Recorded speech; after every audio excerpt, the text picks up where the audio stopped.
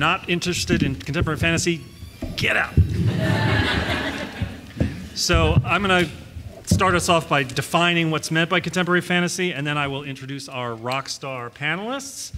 And I'll ask some questions, get the ball rolling, and then we will open it up to audience questions. And so we go from noon to 1, and then at 1:30, we will all be signing books in the Sales Pavilion, AA09. So hopefully you can join us there. I will not be signing with you at 1:30. I have another thing at 2. So. How dare you? Jonathan, you can hunt him down. He'll sign anything you put in front of him if you can. Pretty much. Death warrants, including, Restraining orders, whatever. Those are the ones I usually get, though. All right, so sometimes I find it useful to think about movies, although, of course, these guys write books first that become movies and TV series. Contemporary fantasy, right? Pretty straightforward. Fantasy that happens in roughly the present day, I don't know, World War II and later.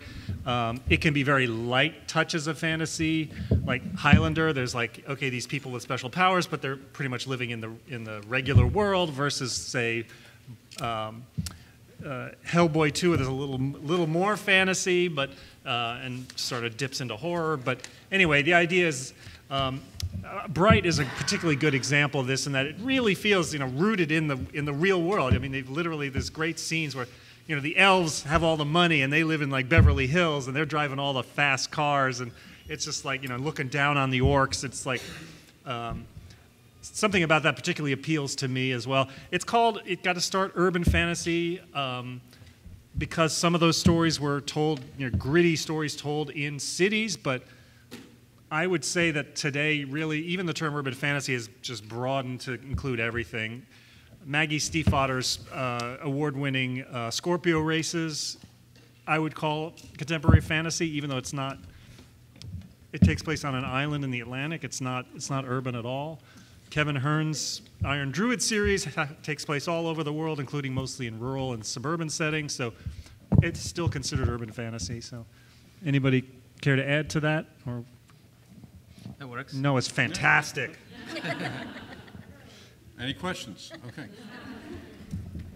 All right, so now we're going to walk through our awesome panelists. Kelley Armstrong is the #1 New York Times bestselling author of 31 fantasy novels in her Woman series, Canesville series, Rockton series, Darkest Power series, Darkness Rising trilogy, and Age of Legends series.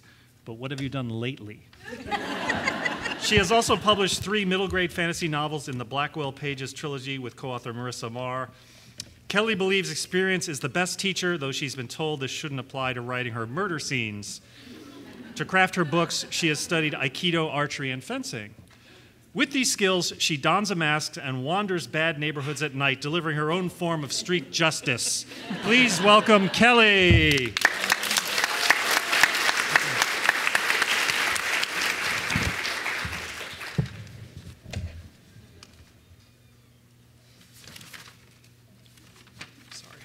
I know who he is.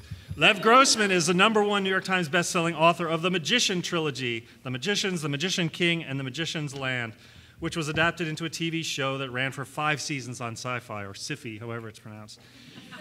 He's also written 2 novels for children, The Silver Arrow, which the New York Times, Wall Street Journal, People Magazine, Apple, and Amazon all put on their best of year lists, and its sequel, The Golden Swift.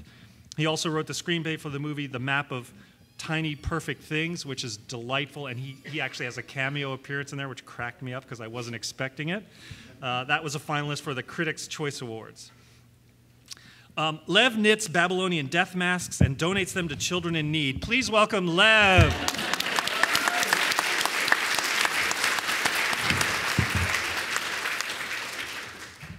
Now, before I move on to our next panelist, I just want to point out, so most of you are familiar with the Magicians on Netflix, or Sci-Fi. People have their favorite characters, Quentin, so on. My favorite character, a god who likes it when people bring him small cakes. And I have brought Lev small cakes. At last! How many centuries have I waited? He's waited a long time. Jonathan Maberry is a New York Times bestselling author, 5-time Bram Stoker Award winner, 4-time Scribe Award winner, Inkpot Award winner, comic book writer, executive producer, and writing teacher. He is the author of 50 novels, it's probably a bigger number now, 150 short stories, 22 graphic novels, oh, he just wrote another novel, 22 graphic novels, 20 nonfiction books, and has edited 24 anthologies. His Vampire Apocalypse book series, V-Wars, was a Netflix original series. He writes horror, sci-fi, epic fantasy, mystery, adventure, thrillers, and more. He is the president of the International Association of Media Tie-In Writers and the editor of Weird Tales magazine. Jonathan is an Olympic-caliber synchronized swimmer, practicing often in public fountains to the dismay of parents of young children. Please welcome Jonathan.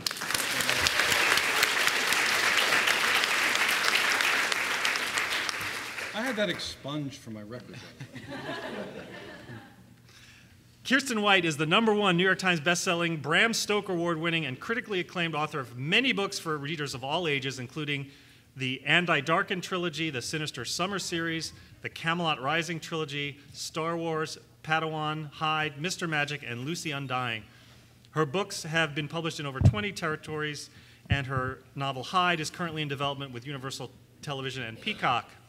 Kiersten collects beetles, arranging them by size and color for fun and profit. Please welcome Kiersten. I'm a country delicious. I'm your moderator, Henry Herz. I've written 12 picture books. I Am Smoke earned a Kirkus-starred review and was an ALA notable children's book and appeared on School Library Journal's list of most astonishingly unconventional children's books. My work has appeared in daily science fiction, Metastellar, Weird Tales, Titan Books, and anthologies from Blackstone Publishing and Albert Whitman and Company, Baen Books, and elsewhere. I've edited 7 anthologies, including these 2, Wink and The Hitherto Secret Experiments of Marie Curie. I sneak into people's homes at night to rearrange their socks into mismatched pairs. Please welcome me.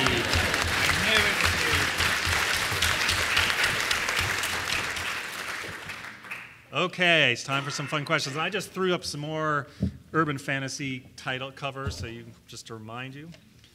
Okay, I'm going to give you guys a softball question. We'll start with Kelley and work our way this way.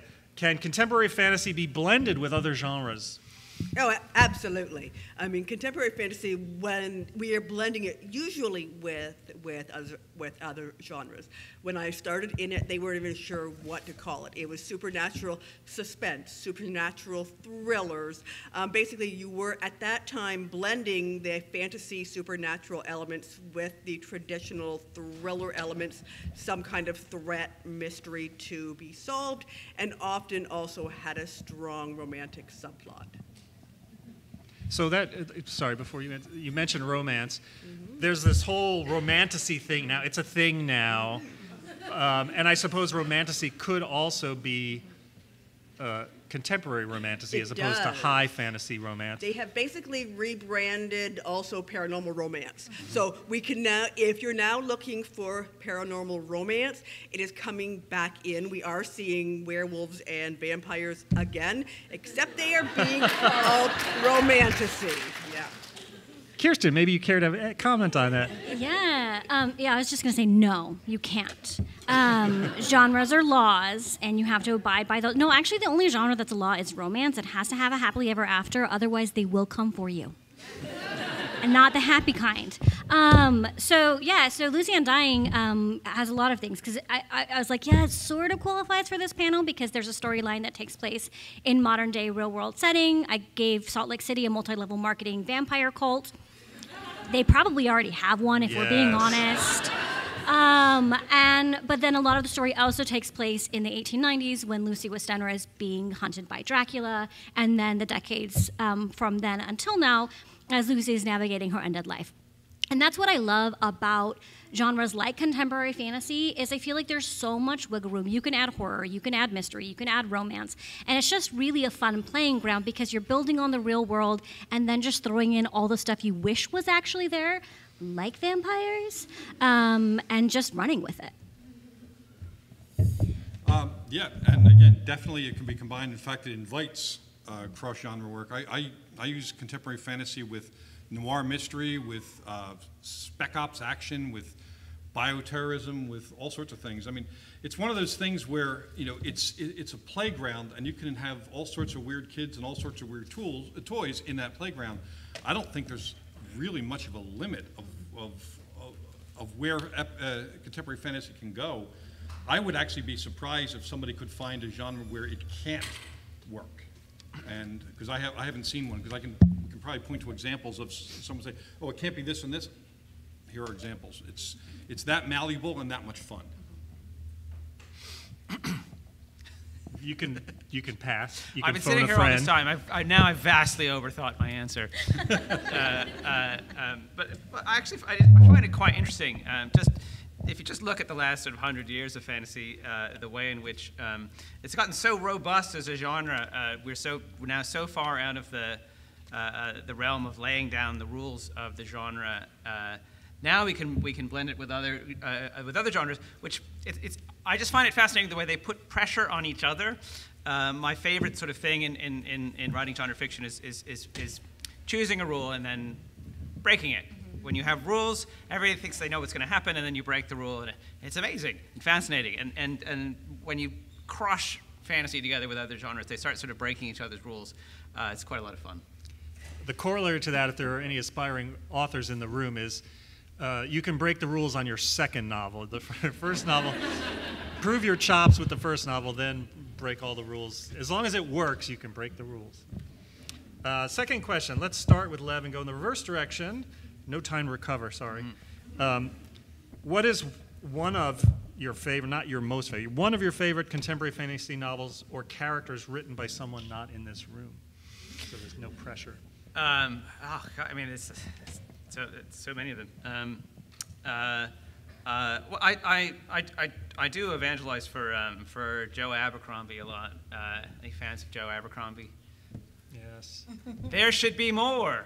The first Law trilogy, I think of as one of the big landmarks in contemporary fantasy. I guess it's not urban fantasy, but it's so remarkable. I know George R. R. Martin a little bit, and our friendship mostly consists of our doing a fanboy thing for Joe Abercrombie.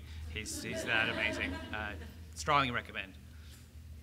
I'm a big fan of F. Paul Wilson's Repairman Jack series. His first novel, The Tomb, was definitely, it's a combination of murder mystery and weird fantasy horror, and it blended it really nicely. It led to a whole series, and throughout his series, he would have one where it's straight techno thriller, and another one where it's really weird science fiction, and another one where it's epic fantasy, and it's the same character navigating all those different genres. And when the character is strong enough, you can follow him, through all those different twists and turns. I love that. And also in what is normally the mystery world, James Lee Burke, who was, one of the grandmasters of mystery, in his Dave Robichaux series, he occasionally throws in elements of fantasy. I'm reading the latest one now, Cleet, and one of the characters keeps encountering Joan of Arc in contemporary Louisiana, and it works without damaging it being a mystery. And the straight mystery crowd sometimes is a little iffy about adding elements of science fiction, fantasy, or horror. But with James Lee Burke, he manages to do it in a way where it's so much one character's perception that it could also be an unreliable narrator. But it's really fantasy. I'm going to go with Tracy Dion's Legendborn series. It's a YA series. Yes, you get it. It's a YA series with tremendous crossover appeal. And what Tracy has done is built a mythology onto modern-day real-world setting, pulling elements from Arthurian legend. And she does it in such a fascinating, impactful way. And it's my favorite type of contemporary fantasy in that the fantasy elements serve to heighten and draw to the surface the very real-world issues that her main character, Bree, is moving through as a young black woman. And it's phenomenal. Book 2 is already out. I'm eagerly awaiting book 3, but it's really just an excellent example of contemporary fantasy. If I was to go someone who's been around a while, it would be Patricia Briggs, Mercy Thompson stuff. And the fact that she is continuing to put out stellar work after so long with that series. If I was to go with something newer, anything by L. Penelope, it's just L initial, or or Leslie Penelope. She's doing some great work in fantasy, some of it contemporary, and also some historical fantasy. Great, thank you. So we'll start with you again, Kelley. Are there any contemporary fantasy tropes you love or abhor? I like all the tropes. The only one that I typically have problems with, and this is one that we used to see, one of the problems with a long-running series is the character who keeps getting power after power because the big bad keeps getting badder and badder. So in every book or not, let's say every book, but they're continually having to develop new, fresh powers to fight the new big bad. And I prefer to see those ones where the skills that they have can be used in different ways to fight different antagonists. I love tropes. I think tropes are fun, and I think sometimes there's the inclination to avoid tropes, but tropes exist for a reason, and we like seeing them. It's the same reason why we like retellings, because building on the familiar and then either heightening it or subverting it is really fun. So yeah, I think my only one that I don't like is time travel, because it just never works. It always feels pointless. You could just go back in time and change things, like, why are we telling this story? But you don't see that a lot in contemporary fantasy, so good job, contemporary fantasy writers. Also a fan of tropes, if handled well, and that's kind of the thing. I mean, and trope or cliche or anything else is only bad if it's badly written. And how many of you are writers in here? Quite a few, great. So when you get something like the one protagonist falling in love with the bad boy, bad girl thing. I mean, that's a trope. But it's been done so many different ways with such brilliance by really good writers. And it's done really badly by bad writers. So it's the writing that makes a trope come alive and it justifies its use. The one thing I hate is I'm so tired of the chosen one thing. We've seen a million of them. There are some great ones. Buffy was a lot of fun, and Harry Potter was a lot of fun. But it's been copied to death. And it's been copied so often by people who don't bring the innovation to it that the authors who led that genre brought. I would rather see more of the ordinary, average person, especially in YA, not the exceptional kid, the average kid, who levels up because of the situation, who has to find a way to level up. That, I think, would be more satisfying to me than just simply born wonderful. I don't know anyone that was born wonderful. Maybe Rachel Weisz, I'm not sure. But other than that, I don't know anyone who was born wonderful. So. It's interesting about the chosen one a trope because it is so. On the one hand, it is so central to fantasy, and on the other hand, it's hard. It's hard. You scrub and you scrub. It's so hard to get. It's so hard to get rid of it. I myself just sort of tie myself in knots to try to unchoose my protagonist. I think when it irritates me most, it's the falsely modest chosen person who just can't believe that they keep on winning. It's just amazing how everybody falls in love. How could they fall in love with little old me? And how is it that I beat the villain merely through my omnipotence? It gets old so fast. But on the other hand, it's hard to get away from. Great, thanks. I'm going to start with you, Lev. This one always provokes interesting conversation. Must villains always be evil? I feel like I must provoke interesting conversation.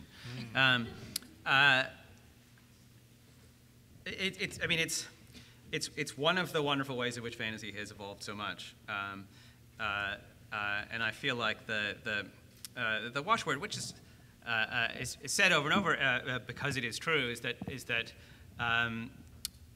nobody truly believes that they're evil. Everybody feels that they are doing something in response to being attacked. They never feel like they are the first one to attack. They feel that they've been attacked. They feel that it would just it would just be to everybody's benefit if I could just rule the world a little bit and fix everything. Just be emperor for a day? I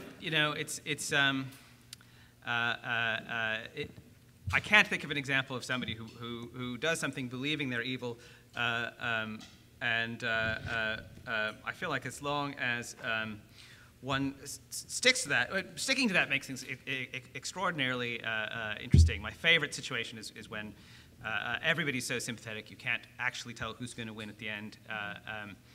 I feel like the word evil. I try never to use it. Thank you. So I'm going to come at that as a different take. I do believe in evil. My father was evil. He was a career criminal, child abuser, ran the local chapter of the KKK. There is nothing good you can say about him other than he's dead. So he was evil.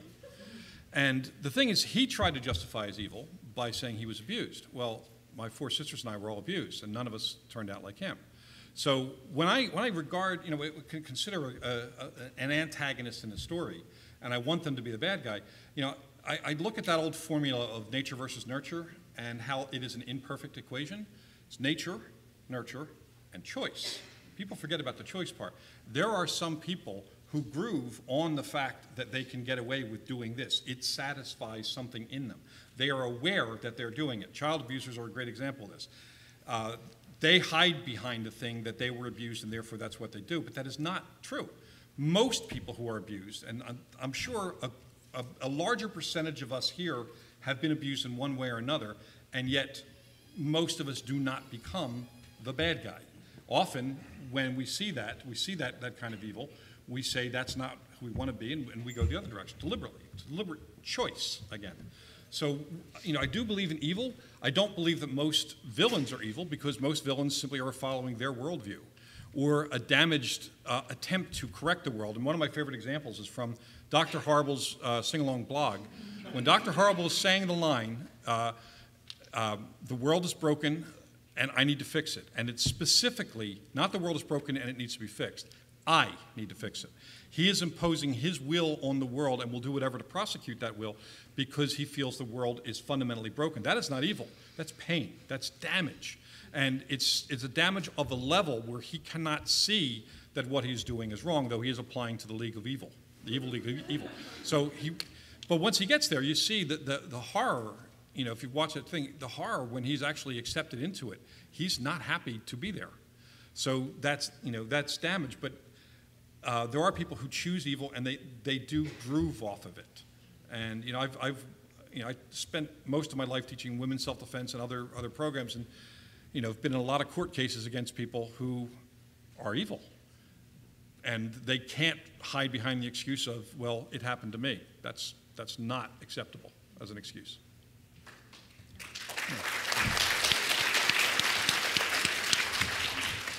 I think for me, the most interesting stories are stories that have a balance. I'm currently just finished book 5 of Dungeon Crawler Carl, if any of you are also in the dungeon.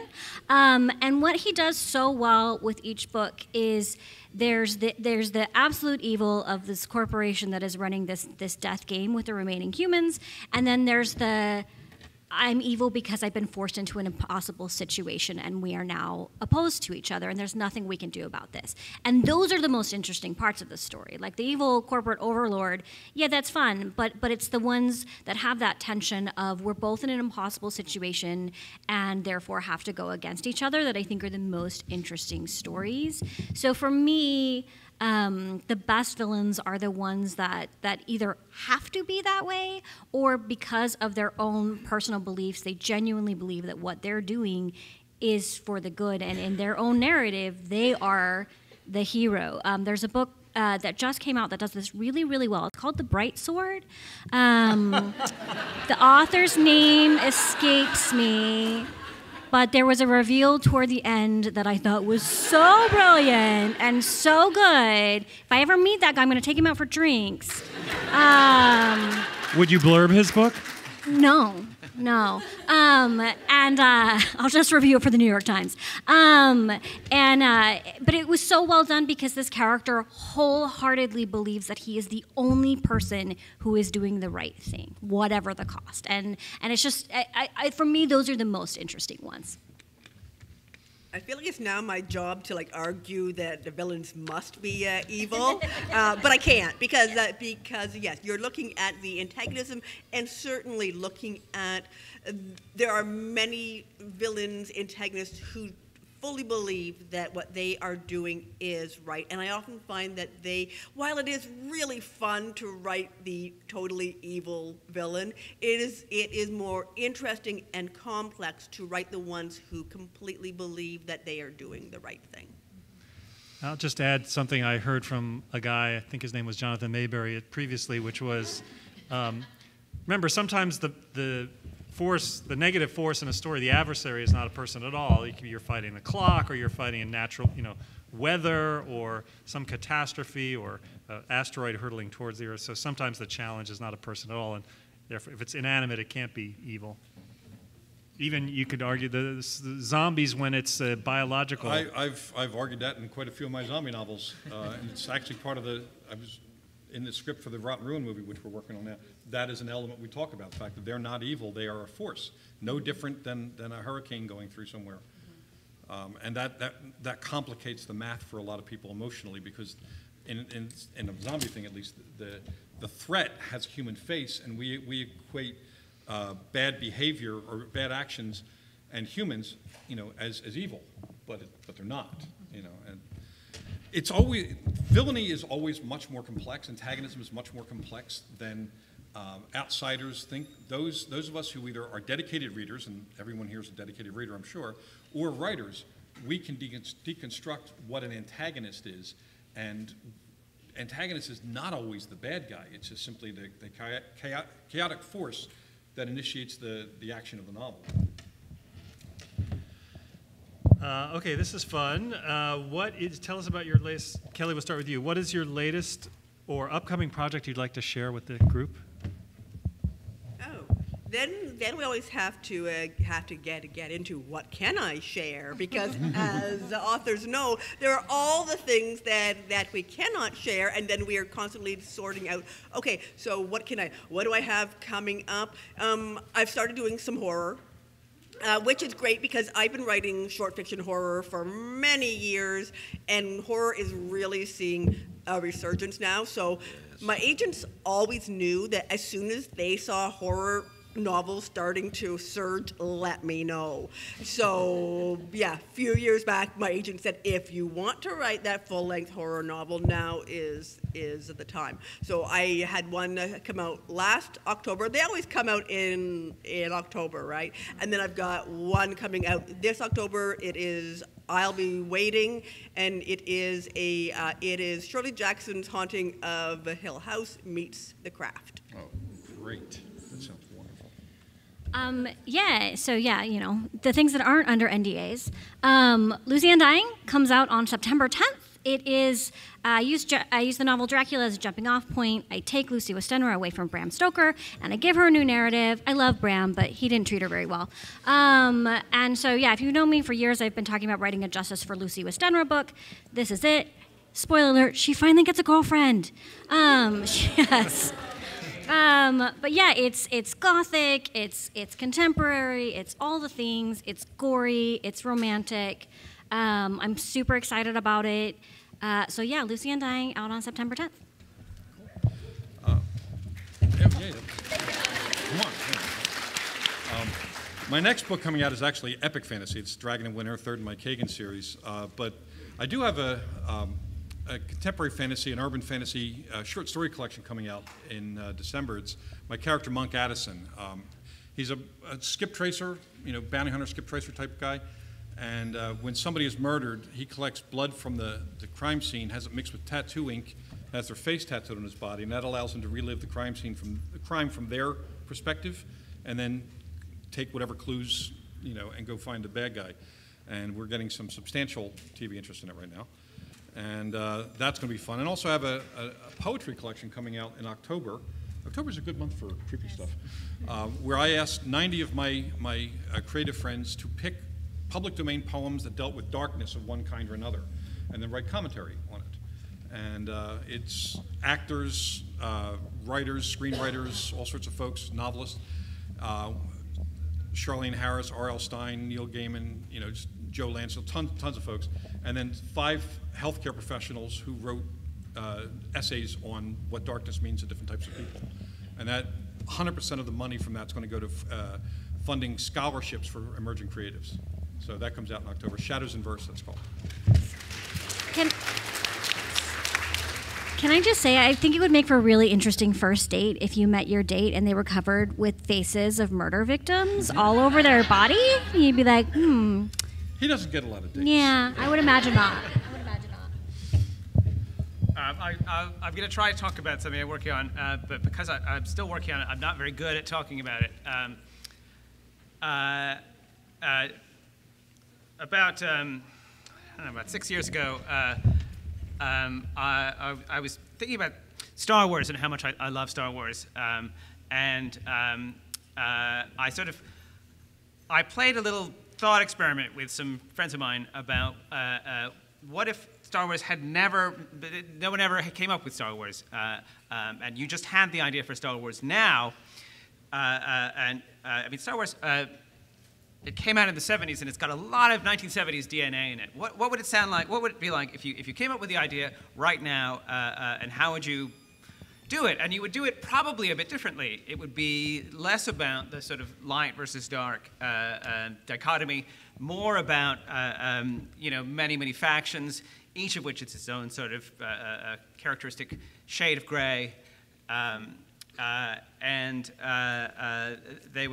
Everything would be, it'd probably be a lot more grown up. You'd have actual swearing, you'd have actual gay people, you'd have actual sex. You would have, there's a little bit of blood in Star Wars, but you would have much more blood. And we all thought this was a great idea. And in fact, initially we thought that it was a TV show. And we did sell the rights as a TV show, but nobody ever made the TV show, despite having paid us some money. So we took the rights back, and now we're redoing it as a graphic novel, which I feel actually is probably its ultimate destiny, and that will be coming out. It takes a really long time to make comics. I have in the past been a prose person. I've never worked on a comic book before. It takes a long time. Somebody has to draw every little bit of it. Probably won't see it until 2026. It's called The Heavens, and I'm super psyched about it. Cool. Awesome. So I just had a young adult contemporary, it's contemporary fantasy / sci-fi called Wink. It's an anthology. Features stories based on, take a classic children's tale, not a fairy tale, but a more contemporary children's tale, and make a darker YA version of it. So that was really fun. That was inspired, that entire project was inspired by a graphic I saw on social media. It showed a 10-foot-long caterpillar that had just decapitated somebody, and it said he was still hungry. In September, I have a middle grade anthology coming out called The Festival of Lights, and then I'm super excited in February. I have an anthology coming out from Blackstone called Combat Monsters. It's Untold Tales of World War II. What if the historical outcomes of battles turned out that way because there was a monster involved in the battle? So Jonathan has a story in that. Very, very excited about that. World War II monsters, come on. All right. What's that? Yeah. So we saw that a number of our audience members are aspiring authors or are authors. I know there's a million things you can say, but maybe pick one or two pieces of advice you'd care to share to people just starting their authorly journey. Start with Lev. Don't. You should. I like to remind people that for the first half, actually, mathematically speaking, it was more than half of my career, I was very unsuccessful as a writer, and I really struggled to get published, really for about 20 years. It wasn't until when I read The Magicians. Magicians came out when I was 40, and I had been trying to be a professional writer for 20 years. And there were many moments where it seemed as though I was not going to get there, and the universe was very clearly explaining to me that I was not ever going to get there.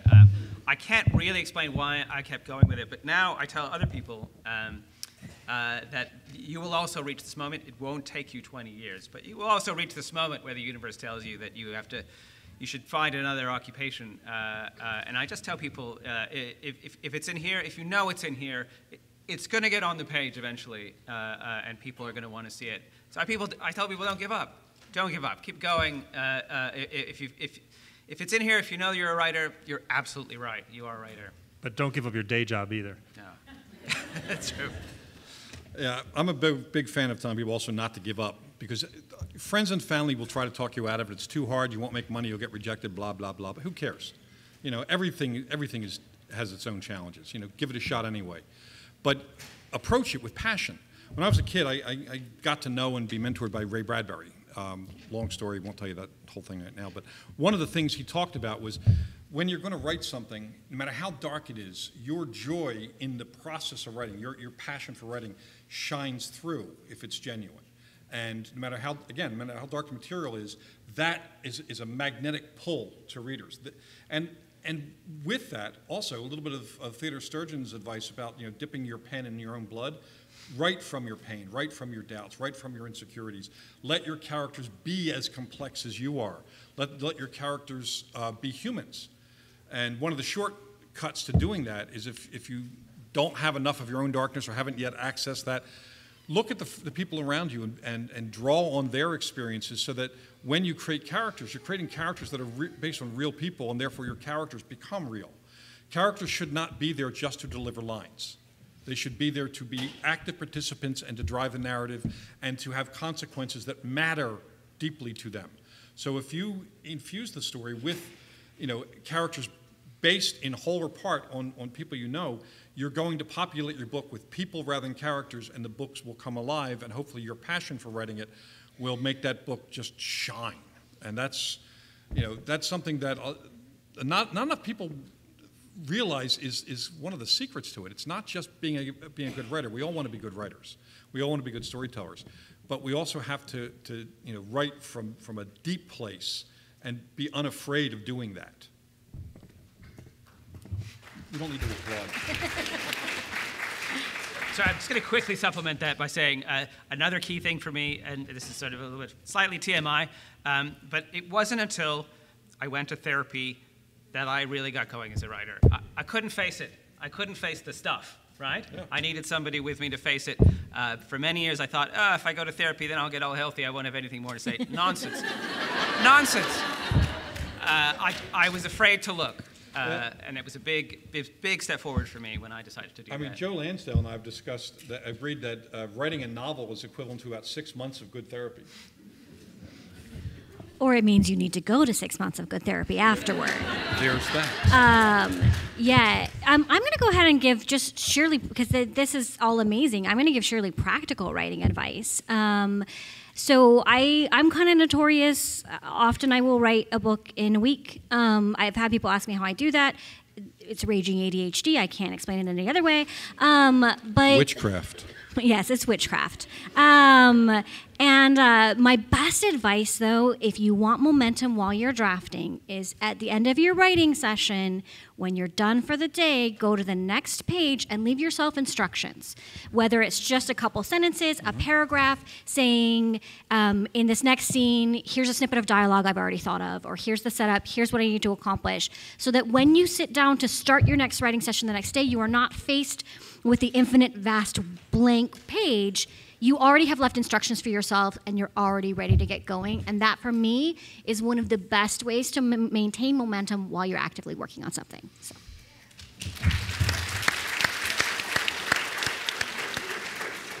I will loop it back to what Jonathan said about a passion. When I've been writing all of my life. When I was in my 20s, I decided I was going to try writing full-length novels and try to get something published. The first 3 that I wrote were written to market. They were what was currently popular. Nothing got published. So I said, screw this. I am going to write for me. I'm going to write something that everyone says you'll never get published. This book about a female werewolf. And you can guess which one got published. And it's because my passion was behind it. And so I've sort of used that as my guiding force. Genre-wise, I am all over the place. And that's not necessarily the best marketing advice ever, but it does mean that I'm an extremely happy writer. Everything I write, I'm very excited about writing, and that has kept that passion there. And so I think it's very easy for this industry to sap that passion, but try to maintain that, tell the story you want to tell the story you want to read.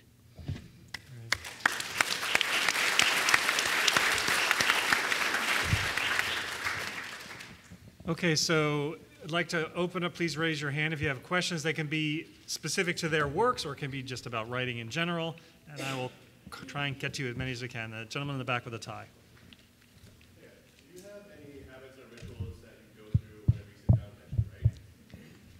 Habits or rituals in any order that anybody wants. I listen to one song on repeat the entire time I'm working on a book or a series. It's a form of self-hypnosis. It tells my brain is very bouncy, and it tells my brain it's time to only think about this thing. So, for example, when I was writing a historical fiction trilogy, the Anti-Darken books, I listened to Lord's Yellow Flicker Beat 2,500 times. But I could not tell you a single lyric. And the other day it came on the radio, and I was like, I feel like I know this song. But I don't remember it because I'm not actually listening to it. It's just what tells my brain it's time to focus, it's time to work on this thing. So every book has a different song. That's pretty extreme. Most authors don't work that way. Yes, that's ADHD. But any easily replicable rituals. So the more specific you make the rituals, the harder you're making it on yourself to be flexible in your writing. But any easily replicable rituals that you can have that tell your brain it's time to think about only this thing, I think is really helpful. Yeah, speaking of rituals, I start every writing day reading poetry aloud before I write my prose.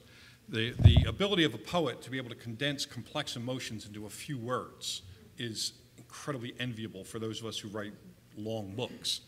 To be able to take something they see, something they feel, and distill it down into just the right phrase is such a beautiful thing. And by reading across poetic lines, not just the classic poets, but song lyrics read as poetry. It could be a Tom Waits song or a Leonard Cohen or whatever song. Just read it aloud as poetry. Read it as spoken word. That seems to put my brain in the right mode for not only telling a story, but for wanting to include within even the first draft elements of figurative and descriptive language that tell us a second level of story below the main narrative. And since I've been doing that, I've been not only able to get into my writing faster, but to also write stuff that I feel is richer and requires fewer revision passes. And it's worked for me, and I've been doing it now I've done 51 novels. I'm doing it, I think, for 47 of them. What poets do you read? Well, everyone. I mean, just everything. Most recently, I went through The Wasteland, T.S. Eliot, but then I was going through some old books of Leonard Cohen poetry, and he was an amazing storyteller, and some of his songs are complete poems, and Dylan's Tangled Up in Blue is a great novel as a poem, as a song lyric. So that's most recent stuff. I don't have anything to add. We go on to the next one. Okay, we're good? No, I don't, yeah. Other than coffee. Coffee. In the back with a white shirt. Could you, nice and loud, please? Oh, yeah, of course, sorry. I was curious about world building, but when you stop world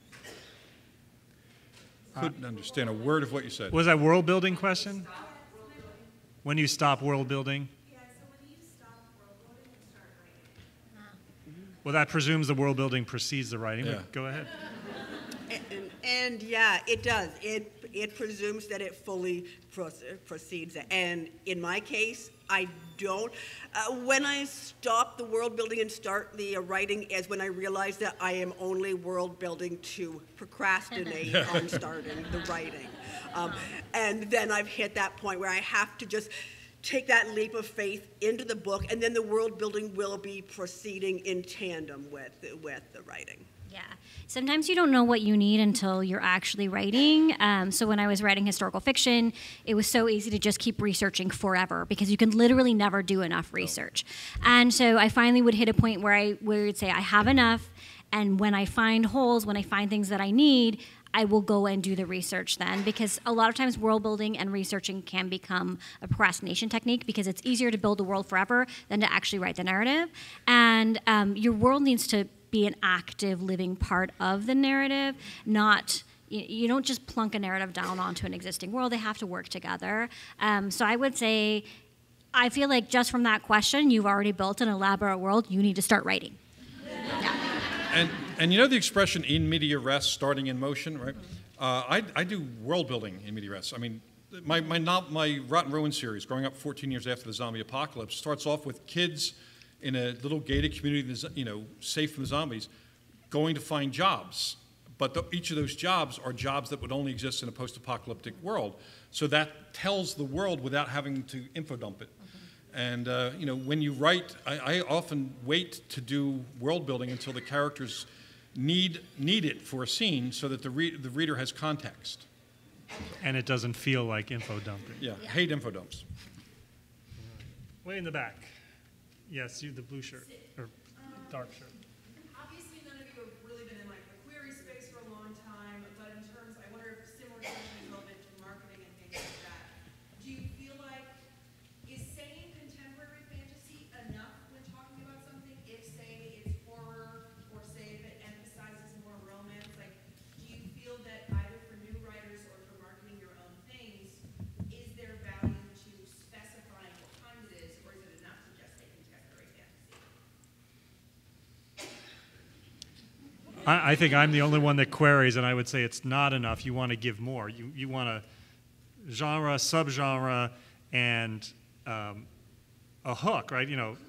Tell me why I want to read this thing, and that will also, in doing so, you're going to get the same effect that Jonathan just said. That you will.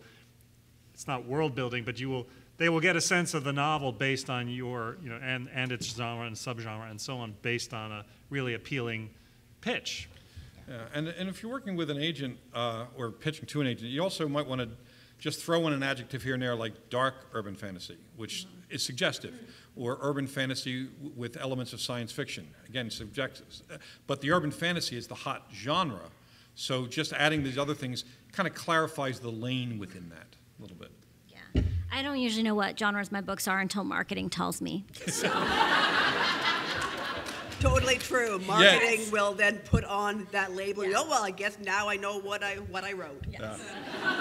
Now, does anybody write for young adult or younger?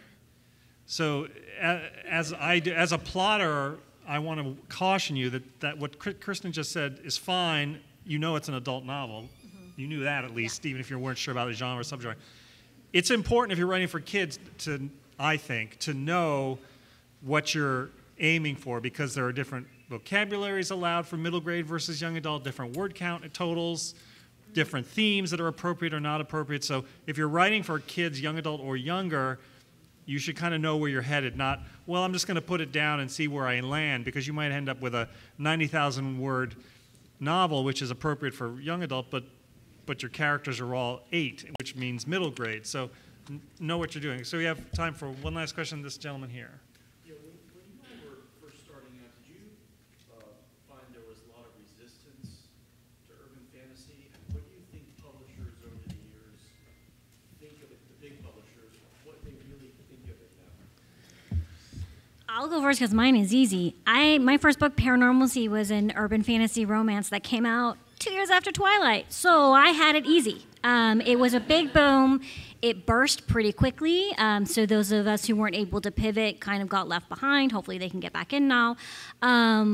But yeah, so there. I feel like it just always is waves, right? It's waves of storytelling. Something gets really big, it gets really popular, and so if the timing isn't right for your story now, wait a few years. It'll come back around. Yeah, and a good example of this is, Kelley mentioned earlier about horror. Horror didn't used to be a good word to throw. When my first novel, we were pitching it back in 2005. We called it. I wanted to call it a horror novel because it was a horror. It was contemporary horror, but horror. And my agent said, well, we could call it horror if you want to get pocket change. Because at the time, more people saw movies than read books. And a lot of the movies at that time were the slasher films, the torture porn films.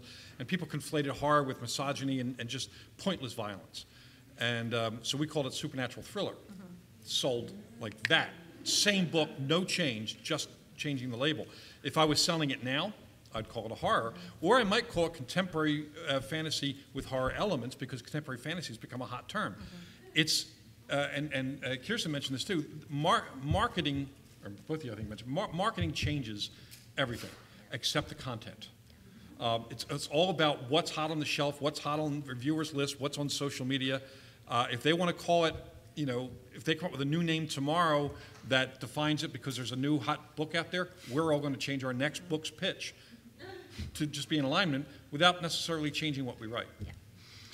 I once asked a very famous writer who I would have called a fantasy writer, but I was curious whether he said he thought his books were fantasy novels. And so I asked him what genre he felt that he wrote. And he said, Lev, I'll tell you what genre I write. The genre is bestseller. That is great. I guess what what I took from that was I tend to attach my books when I'm pitching them. It's to a specific book. This is like Fourth Wing, but it takes it to this extra place. I actually avoid genre terms as much as possible, and I just try to hitch my book to some incredibly successful book, and then explain how I'm taking it a little further. All right, so we have to stop, but I want to remind everybody at 1:30 we're signing in, except Jonathan, are signing in the sales pavilion. We hope you will swing by, say hi. We can't really chat with you here, but please do come by. And thank you all for your time and attention.